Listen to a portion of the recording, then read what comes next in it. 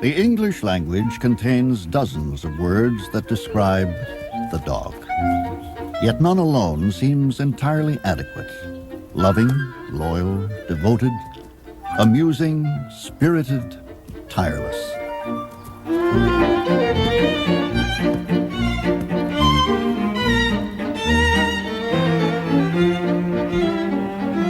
How they enchant us, delight us, brighten our days.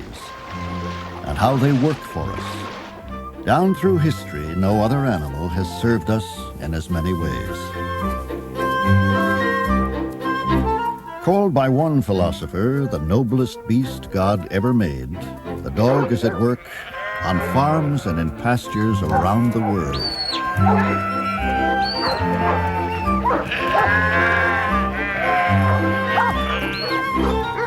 Across the forbidding reaches of the frozen north.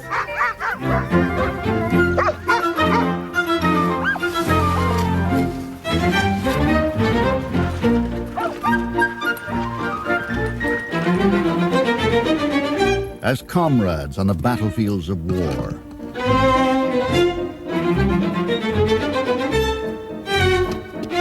Seeking even the faintest scent of a buried victim of disaster.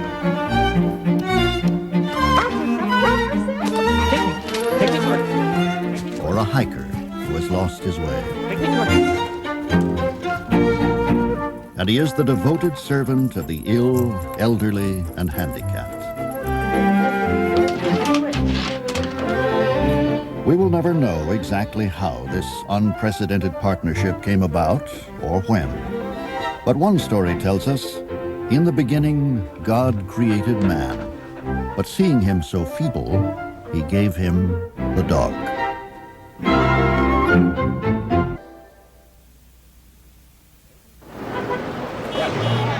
Every year since 1877, a stylized ritual has been repeated in Manhattan.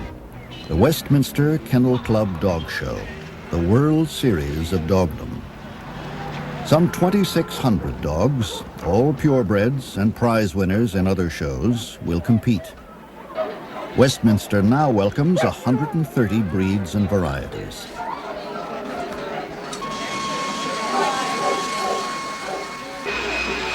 There are 52 million dogs in the United States. While some romp in the yard or sleep by the fire, others are being carefully primped and primed to take home ribbons. Right. Oh, right. What do you say, huh? Bye. Give me another kiss. Good boy. You're a sweetheart, aren't you? That's $50. It's a show special, normally $79.95. Low sodium diet for your dog. It's an all-natural diet with no added preservatives, colors, or flavoring. Boy, that'd be great. Okay? Try that out on them, and if you live in Manhattan, there's a store that delivers for you right on the bag.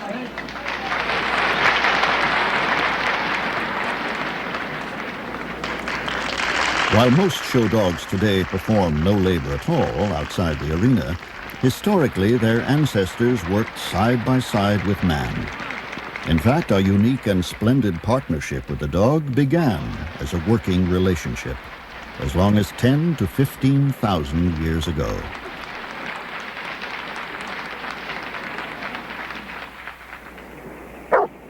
Over the centuries, many of their jobs became obsolete. One that has continued is tending sheep. In New Zealand, sheep outnumber people 20 to 1, and a saying goes, no dog, no shepherd.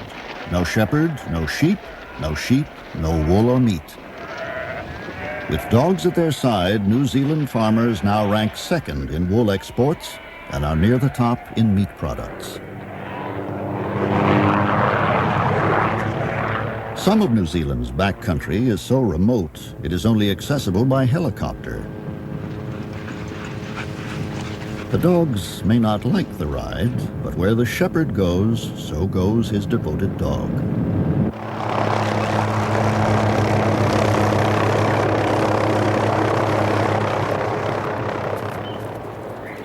Grant and Robin Calder run a sheep station on New Zealand's South Island. Grant is a champion breeder and trainer of sheepdogs in the tradition of his father and grandfather before him. Much of New Zealand is mountainous country, suitable only for grazing. Without the sheepdog, this would be wasteland. Working their 13,000-acre property with no additional hands, the husband and wife team herd 7,500 sheep. It's a fairly unusual partnership that husband and wife work a farm like this together, but thanks to the dogs we can manage to do it. Without them we just couldn't do it. A useless farmer could come onto this place with my team of dogs and work out how to work them and actually make a living here. But if you took my dogs away and left me on this place, we would be broken 12 months. Yeah, pup. Come on, I have to give you a name. One of the two types of dogs the Calder's breed is called a huntaway. Grant begins training at about 3 months. Huntaways work the sheep from behind, facing away from the shepherd. It's the first signs of a pup starting to work is to go over there like that and chase those sheep. If I put a string on that pup, the noise would start coming, and that's the makings of a huntaway dog. You've got a few sheep over there. Good boy. Good boy. Good boy. Even early in the training, a simple tug of the string keeps this pup facing correctly. Good boy. Good boy. Good boy.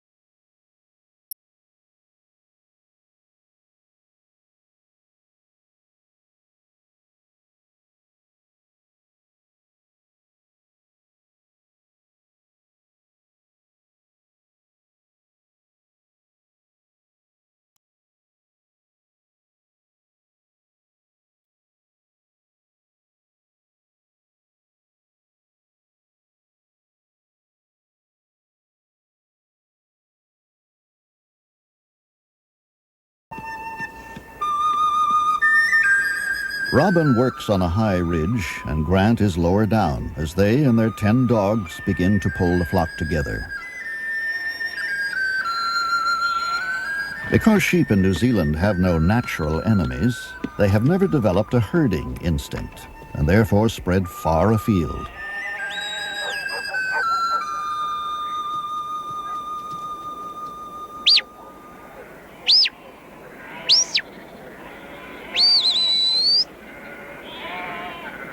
The dogs are tireless and would literally work until they drop. It's not unusual in the course of a day for them to cover up to 50 miles. Over the years, man has channeled the dog's ancient hunting instincts into herding and driving behavior.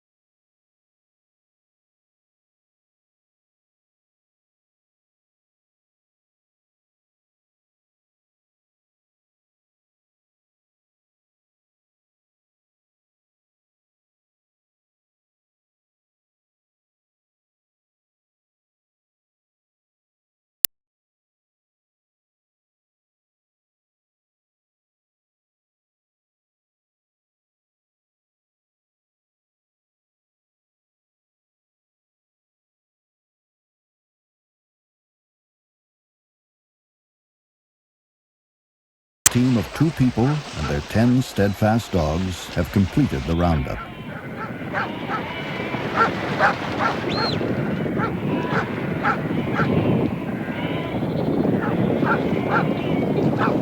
Dog's work's never done, and when he finishes on the hill, he comes into the real hard work of slogging in the hot yards. The hotter it gets, the more the sheep put their heads down and won't go. And we tend to only work with 1 or 2 dogs in the yards, so we can alternate them so that each dog gets a turn, because it is hot, dry, dusty, dirty work.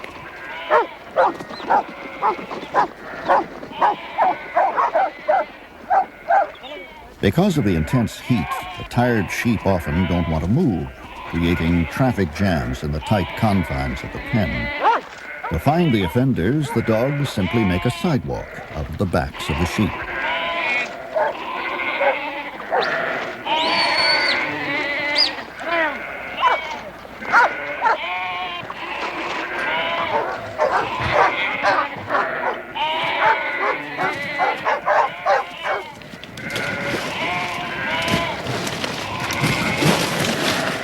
After a chemical dip for protection against external parasites, the sheep will be set free to wander up to the high country again to graze until the next roundup. And then, once more, when the shepherds head for the hills, their canine partners will be by their sides.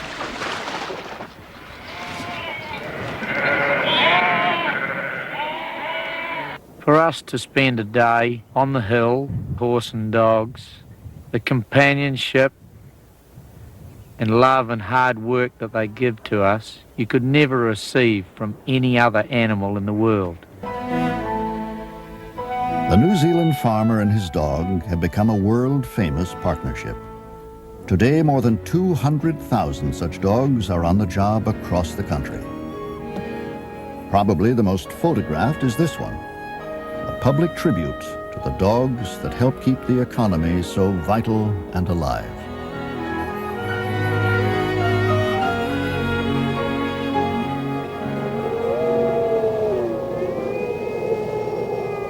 The origins of the domesticated dog lie shrouded in the distant past, but it is generally agreed that the dog evolved from the wolf, or that both share a common ancestor.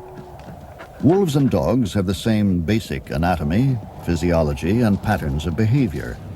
And underneath the dog's domestic facade lie the instincts of a predatory hunter.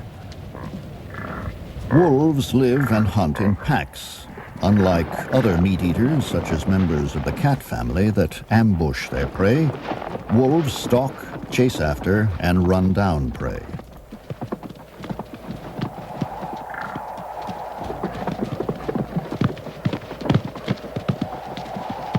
However, as the wolf quickly learns, even with the cooperation of the pack, he is no match for an animal as large as a bison. The mainstay of the wolf's diet are animals the size of deer, small moose, or elk. Pack behavior is strictly regulated by a dominance hierarchy understood by all members. In the dog, pack loyalty is basically unaltered, even after thousands of years of domestication. The main difference is the dog looks to man as leader of the pack.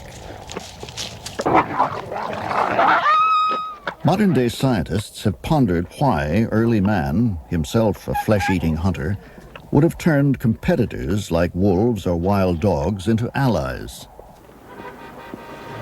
Animal behaviorist Dr. Michael Fox, one of the world's leading experts on wolves and dogs, has one explanation for how the partnership may have begun.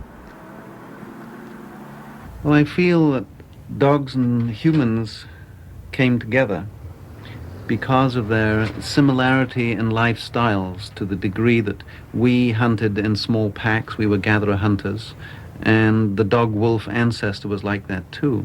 And it's quite probable that the early hunting societies found that dogs were pretty good allies if they were properly socialized to help locate and even ambush prey.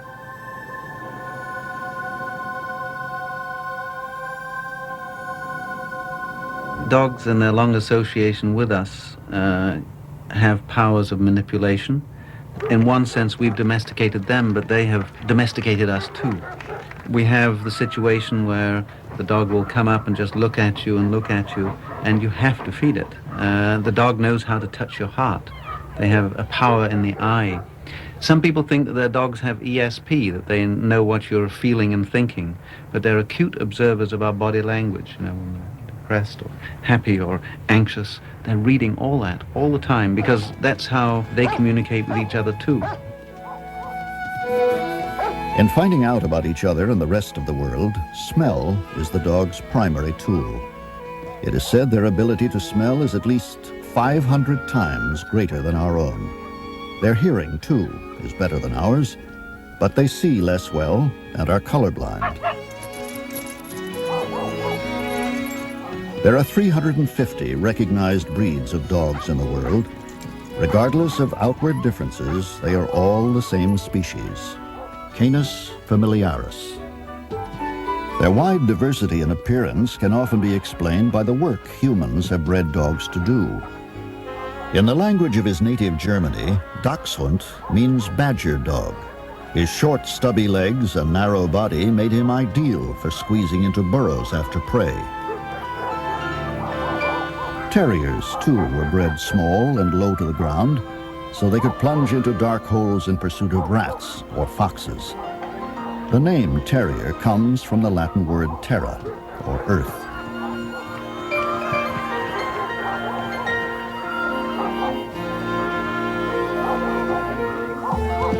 Whippets and greyhounds are long-legged and sleek because they were bred for hunting and racing.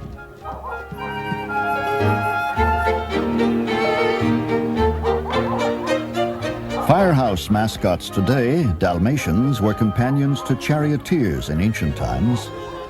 In Elizabethan England, they gained fame as coach dogs with a calming effect on the horses. The regal Chow Chow boasts a 2,000-year history in China as hunter and guard. For centuries, dogs have helped man hunt. Today, we've made them highly specialized. Pointers only point, nose high, body frozen in place. And retrievers only retrieve, joyfully leaping into even frigid waters to bring back their quarry.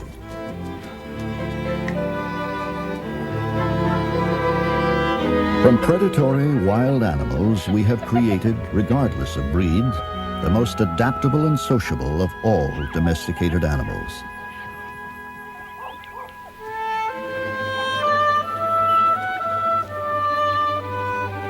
It is not precisely known when we first put dogs to work as entertainers, but one of the most famous, adored by countless millions, is Lassie.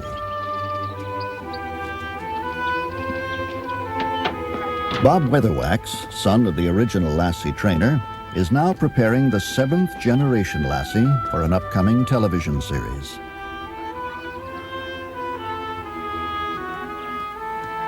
Hey, come on! To get the 7 dogs who have actually appeared on the screen, Bob and Rudd Weatherwax had to breed more than 200 collies to get just the right coloration, intelligence, and temperament. On screen, the Lassie character has always been a female, but in reality, all Lassies have been male collies, because males tend to have a more luxuriant coat and greater stamina. The Lassie legend began in the 1940s with a dog named Pal. Originally, Lassie MGM hired their own collie to do Lassie, and it was a female dog, which is what Eric Knight wrote the story around, because it had to have puppies. And my father's dog was hired as a double dog, and it was a male collie called Pal. And I think he knew that the other dog couldn't do this performance. And they had a spot where Lassie just come from Scotland back to England, and he had to cross a river, and it was a nice scene.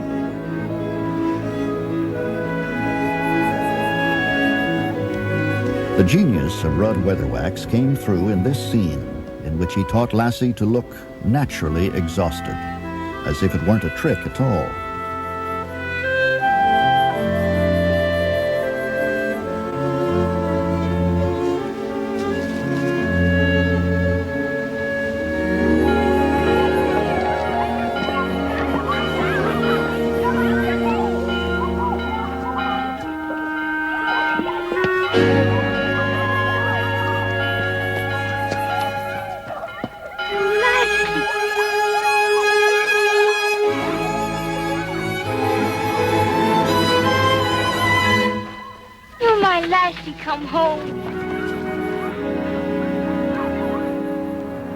come on, crawl. Easy.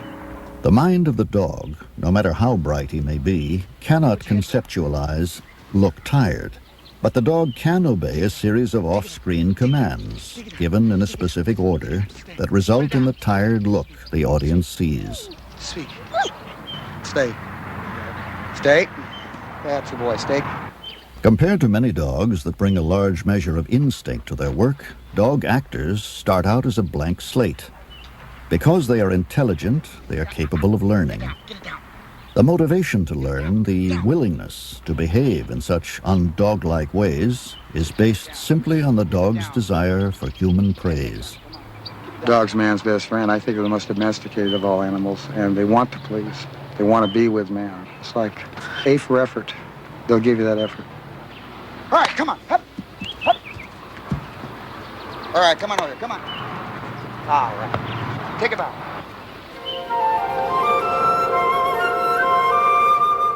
The Earth's ice-locked polar regions could never have been explored without dogs. In the early 1900s, sled dog teams brought Peary to the North Pole and Amundsen to the south. When northern regions were settled, dogs became an essential part of life. Until the advent of airplanes and snowmobiles, dogs alone transported mail and supplies, pulled sleds, took hunters in search of prey. Today in Alaska, the pioneering spirit of that earlier time is celebrated in a grueling 1,100-mile race. Beginning in Anchorage and ending in Nome, it covers a distance roughly the same as from Seattle to Los Angeles. Its name, Iditarod, is said to come from the trail that was once the lifeline linking far-flung villages in the interior. Two-time champion of what is called the last great race on Earth is 33-year-old Susan Butcher. A world-class athlete and now a celebrity, she is going for an unprecedented third consecutive win. She hopes to beat her 11-day record and take home the $30,000 first prize. 5 minutes till we drop, yeah.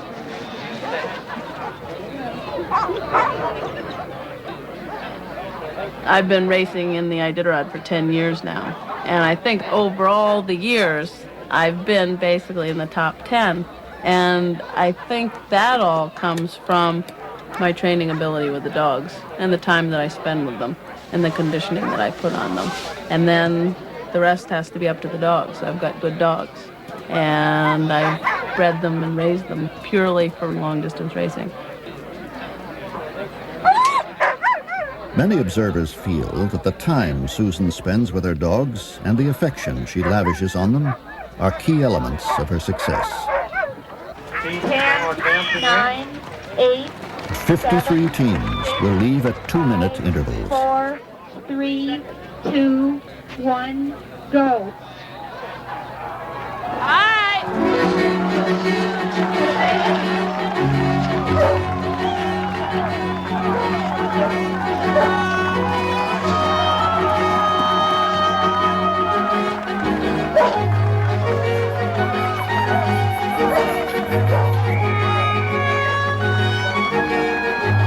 Over the years, I've really seen that the dogs love to race and know what it's all about.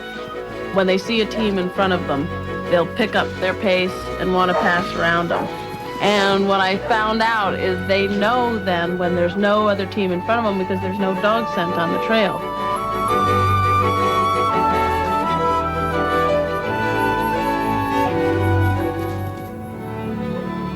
In 1975, when she moved to America's last frontier, the adventuresome 20-year-old first lived in a tent, then single-handedly built a log cabin.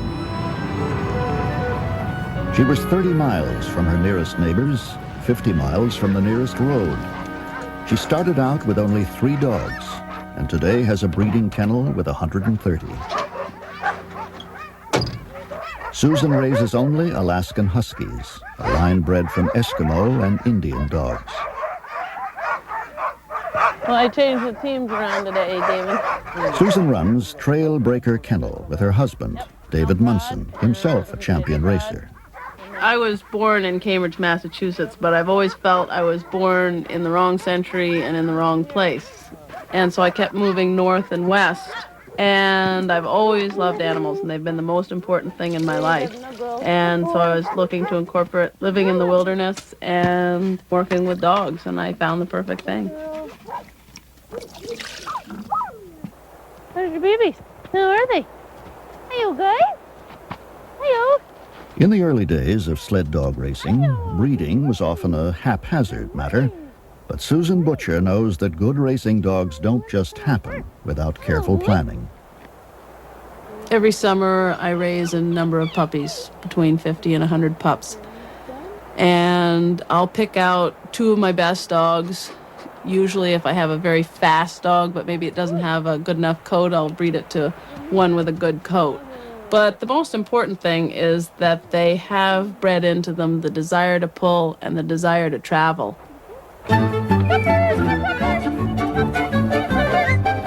And travel they do, every day with either Susan or her dog handler. These 4-month-old pups are learning that running is fun and that being with people is fun.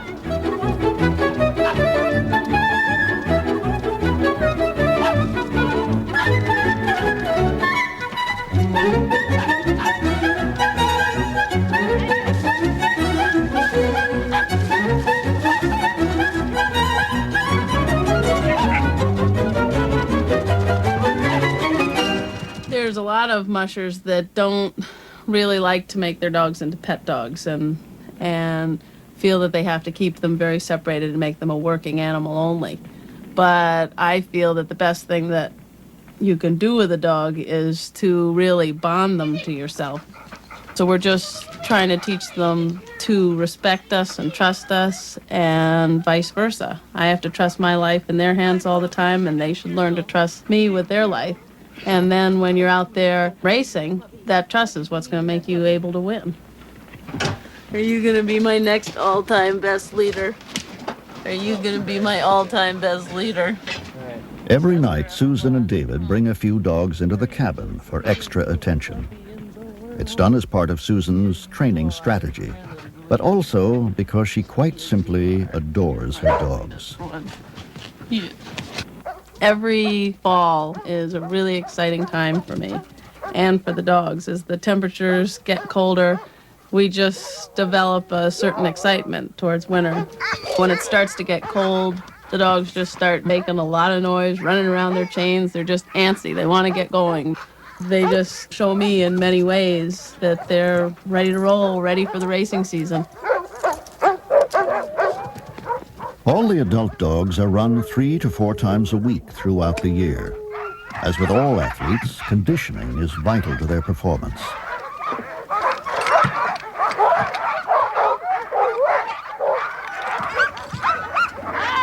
When snow cover is too thin to be safe for the sled, the dogs pull an all-terrain vehicle left in neutral gear.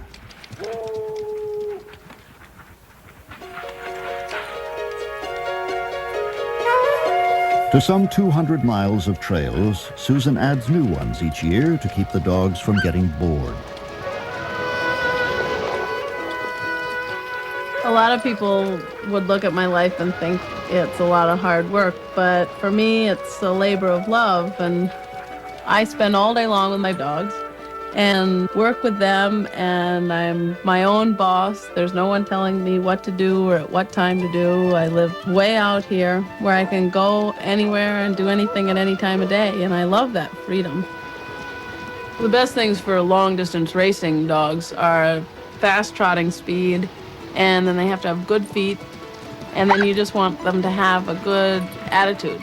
Their heads are bent and they're just going for it, and they're paying attention to you and you're paying attention to them, and you just are working as a team.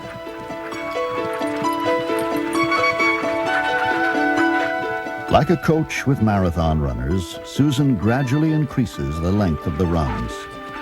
Her goal is 50 miles without tiring.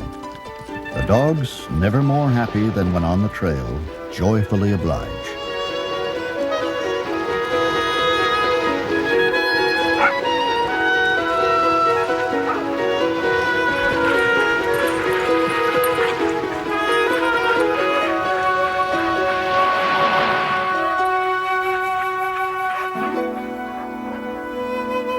12 to 16 hours a day, the routine seldom varies. The culmination in March, the chance to compete in the most punishing race on earth. The mushers, as sled dog drivers are called, brave temperatures that can drop to 40 below. Except for one mandatory 24-hour rest stop, they may sleep only an hour or so each day, and only after the dogs are tended and fed. The route can be potentially treacherous at every turn. In 1985, a moose attacked Susan's dogs, forcing her out of the race.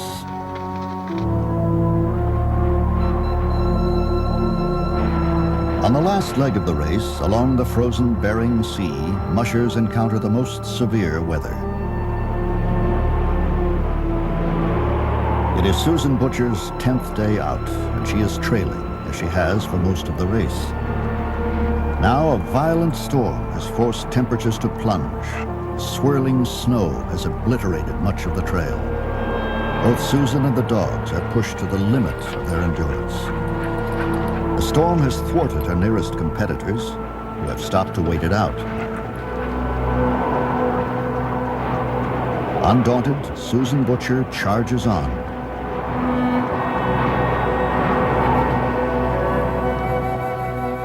In Nome, expectant crowds gather. The ham radio operator at the last checkpoint has reported that the first musher might reach the finish line at any time.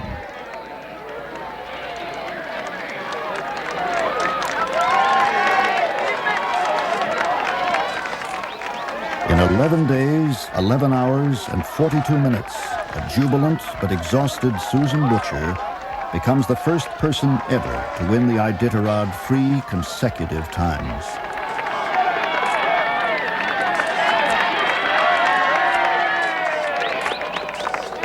Susan is a full 14 hours ahead of any other musher.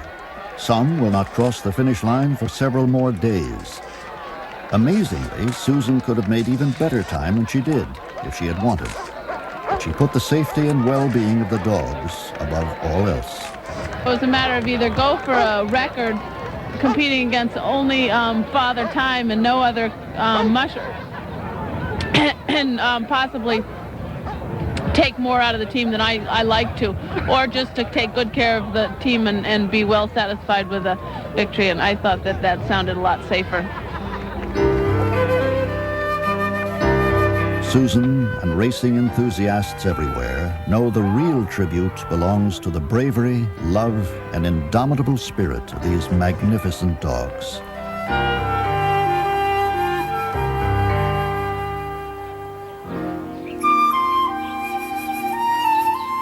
On an ordinary street in an ordinary California town, a drama anything but ordinary is quietly unfolding. 17-year-old Mike Knowlton was born with spina bifida, a disabling birth defect of the spine that occurs in 1 to 2 out of every 1,000 babies born in the United States. Good girl. Good girl. I'm just... Oh, yes. Yes. Are you ready for more, Mike? Mike must be cared for by his parents, Joy and Dale Knowlton, where he is totally paralyzed from the chest down. Mike walked on his own for many years. Then, without warning, his condition worsened. The last time he was walking was right about here. And at that point in time, he had to have support from one of us to move his legs. When we were told he was paralyzed and a wheelchair was going to be with him the rest of his life, Michael went into a depression for about 2 years. It was very hard for him to adjust. Now a dog has come into Mike's life, and the depression has lifted. Her name is Zest. Zest has made a major change. If I didn't have her, I don't know what I would do. She just really helps me a lot. A unique organization called Canine Companions for Independence, or CCI, brought Mike and Zest together. Using dogs to guide the blind is a well-known success story. CCI pioneered the idea that dogs could also help the wheelchair-bound. During an intensive 2-week training program, students master 89 commands. Good girl. No, don't touch, Ziggy. For their safety, as well as the dogs and the public's, they must gain total control over the animal's actions. CCI instructors have spent 6 months training the dogs. All right, good boy. Get him happy, everybody. One of the most important jobs is retrieving. Look, pet it, bring it here. Keys are especially difficult because of their uneven edges, and dogs dislike the taste of metal. All right, good boy. Because they will be going home to very diverse environments, the teams are put into as many real-life situations as possible during the 2-week course. Today, on a college campus, the dogs encounter some other dogs that at first they think are real.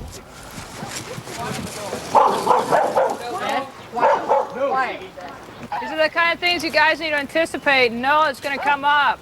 These things happen all the time. All right. Some in the class have driven in vans equipped with electronic lifts, but none has had prior experience with a bus. For the dogs, too, this is a first. Remember, this is as new for her as it is for you. And even though it's new for you, you have to portray to her that you're confident. Okay, Jess. The most frustrating part was having them tell me to have the dog do something, and the dog wouldn't do it, and they wouldn't tell me how to get the dog to do it. But my biggest thing was, would I be able to make it through the 2 weeks? Because I kind of had doubts. Jess. No, Jess. Jess. Come on. She should come to you, not go around behind there. She doesn't understand that concept. Okay, so what I do to get her? You need to do what you need to take care of yourself and your dog. I gotta start over again. The sheer physical exertion would cause some to simply give up, but Mike is determined. Finally, he and Zest are successful.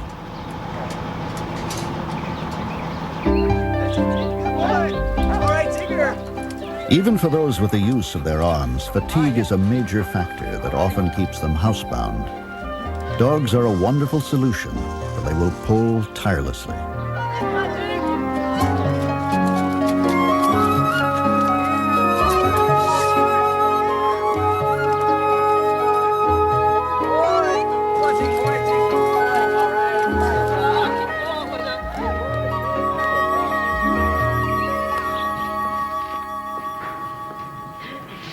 At the end of the 2 weeks, the last hurdle is the final exam. Of the more than 300 teams that have gone through CCI since it began in 1975, 90% of dogs and humans have passed.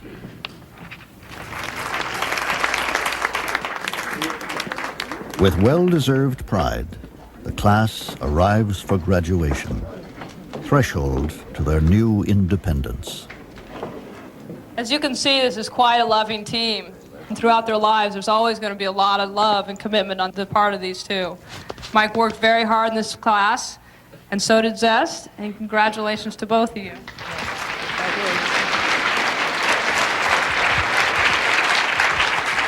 Ladies and gentlemen, Mike and Ziggy. The diplomas, appropriately, are inscribed with both names, student and dog alike. Mike and Zest.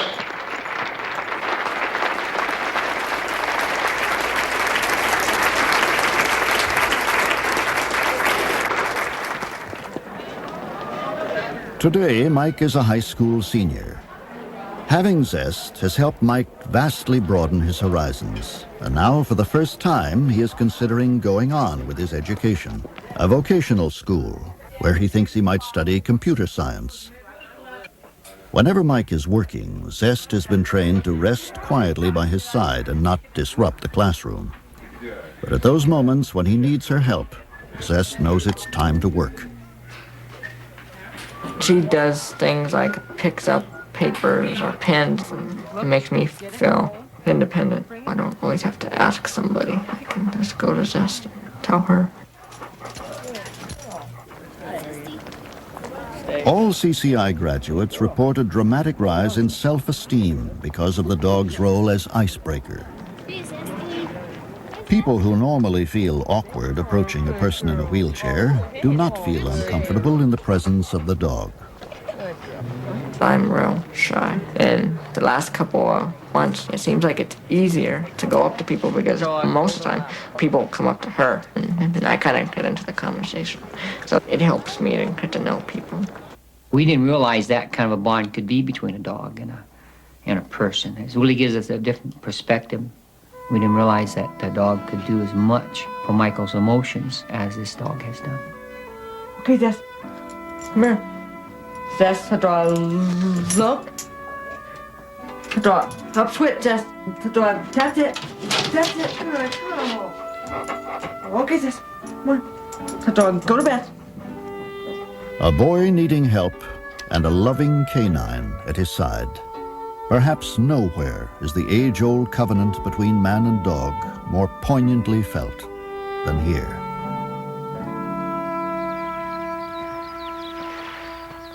In Northern California, one man remembers a partnership with dogs that many people have never even heard of. For the 13 months he served in Europe during World War II, Joe Simpson fought alongside a dog. Atta girl, here. They were one of the earliest teams in what was known as the Canine Corps. In 1942, the Canine Corps was formed by a group of civilians from the New England Dog Training Club.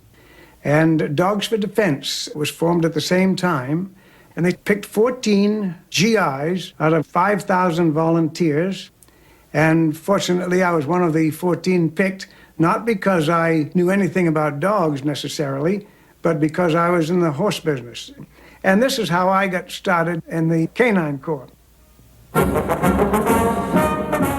Patriotic families everywhere across America volunteered their dogs to help the war effort.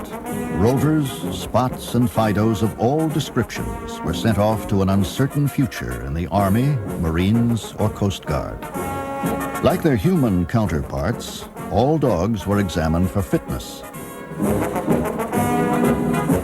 Any new man that came in got a new dog. And they taught us to make the dogs heel and sit and down and stay and all the obedience commands. And these dogs then went through the training with the master. And then when that was through, certain ones that were fit for attack training, if they had enough aggressiveness in them, were put into attack classes. And the dogs that were better for messenger work were trained for that. Some dogs were trained for pack dogs. So it was quite a course.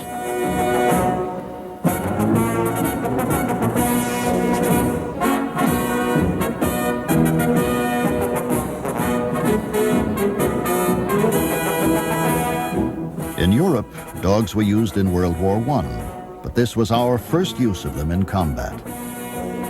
Some 10,000 served in many of the bloodiest battles across Europe and the South Pacific. If we needed to send a message back to the forward outpost, we had a messenger collar that we'd put the message in and put it around the dog. And the dog had to learn that when this collar was on him, he was to run as fast as he could back to the other master. Messenger dogs had to develop equal loyalty to two masters because they worked by going from one to the other. To ignore the noise and flames from exploding shells was hardest to teach.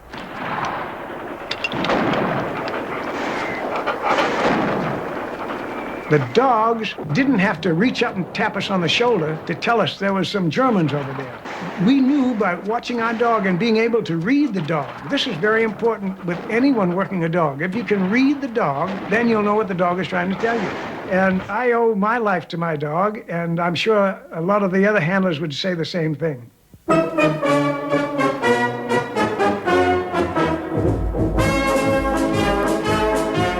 Joe Simpson was one of many who brought their dogs home after the war. Intensive demilitarization programs retrained the animals before they were allowed to return to civilian life as the gentle and loving pets they had originally been.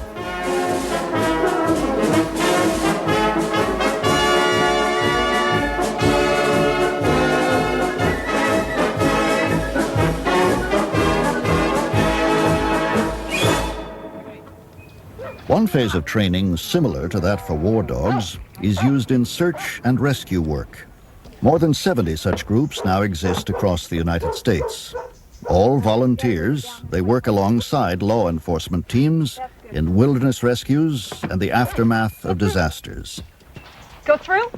No cheat. It takes hundreds of hours of training before a team can be sent on a mission. Go through.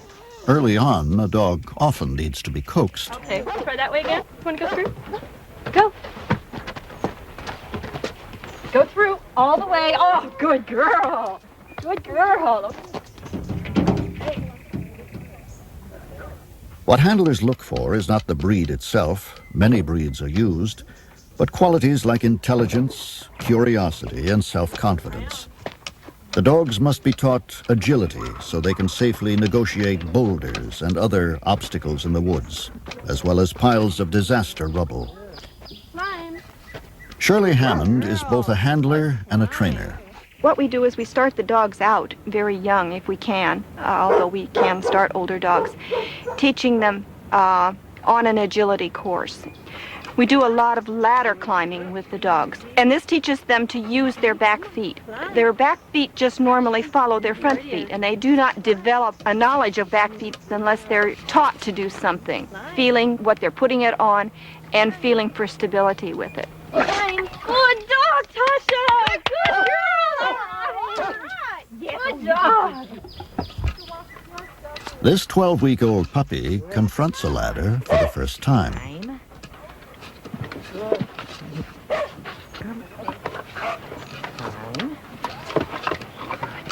Line puppy.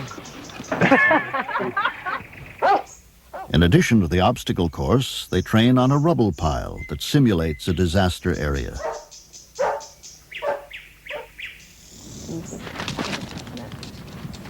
The uniform and helmet signal to Shirley's dog, Cinnamon, that now they are working.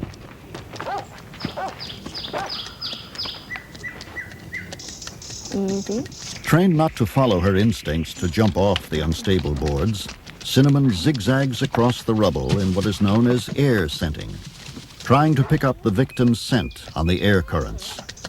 She has been trained to cover the entire area thoroughly.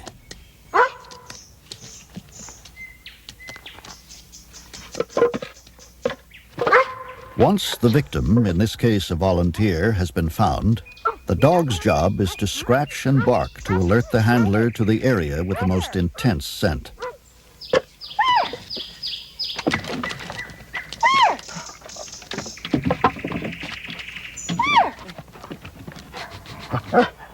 We put that one back. Is he there? Oh, look up there! What did you find, Sid? Finding the victim is the dog's primary reward. It is essential that physical contact be made so the dog knows she's done her job well. Oh, you found him. You've got him where you want him now, boy. Yeah, I got him where I want him. That was good. Did you find him, huh? That was a good search. In 1985, Shirley and Cinnamon were one of 13 U.S. search dog teams that made a vital contribution in a real-life disaster, the devastating earthquake that racked Mexico City.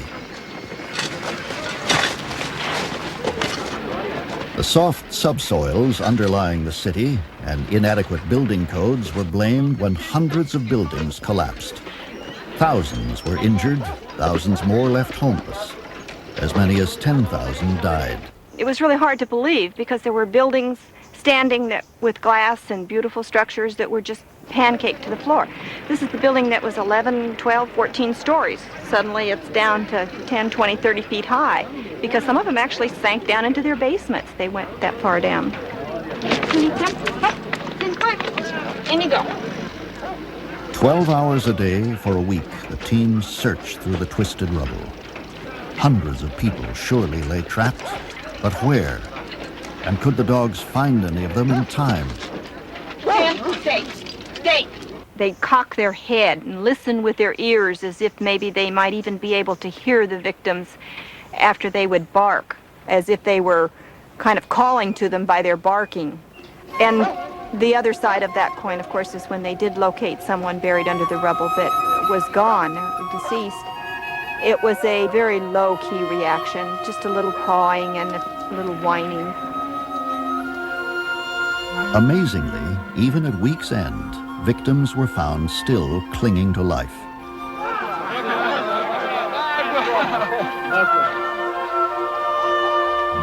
Only hours old when the quake hit, this baby was trapped for 9 days. Doctors cannot easily explain her survival.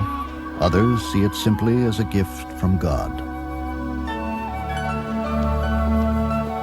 The Mexican people were just wonderful to us, and it was a warm, warm feeling. They were so appreciative of our being there, and it was really a very unique position to know that you were doing something that was helpful and that your dog was able to do it. And it's a feeling that says, this is what we've done it for. All the times we've been wet, we've been cold, we've been tired, we've been hot. This is real, and it's so exciting, so exciting. Many thousands of years ago, some long-forgotten caveman welcomed a wild animal into his home to share his fire and food. Through the centuries, the dogs that evolved have remained our enduring helpmates and unfaltering friends. Our own success as a species is due in no small measure to the fact that a canine partner has been by our side.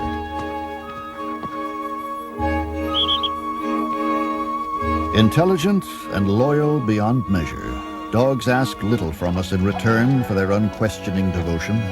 In fact, most dogs do not see work as work, but thrive on serving us, simply for the praise of a job well done. Yep. In commenting on this age-old partnership, one author has written, "We give them the love we can spare, the time we can spare, the room we can spare. In return, dogs have given us their absolute all. It is, without a doubt, the best deal man has ever made."